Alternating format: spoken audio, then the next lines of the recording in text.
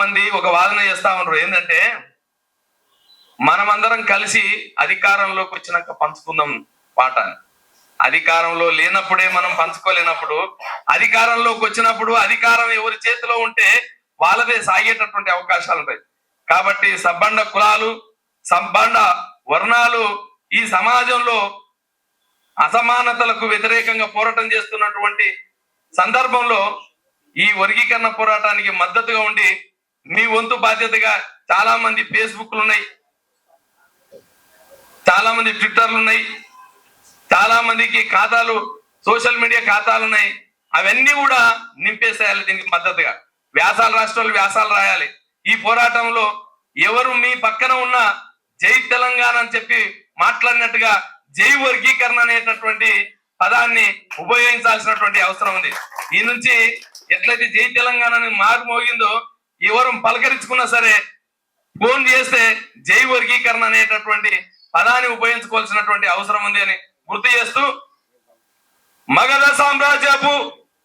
సామ్రాజ్యపు చక్రవర్తులు మాదిగా జాతల్లు రా,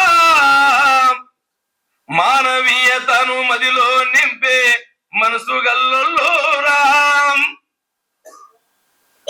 ఆది జాంబవారుందతి నీతి గల్లు రామ్, బాగమాతి ప్రేమ గల్లా ముత్తు బిడ్డలు రామ్, సామాజిక న్యాయం గోరే సమతావాదులు రామ్, సామాజిక న్యాయం గోరే సమతావాదులు రామ్, కోలిపోతున్న ఓటాకై ఫైటు చేస్తున్న యోధులు రామ్, దంచురా దంచు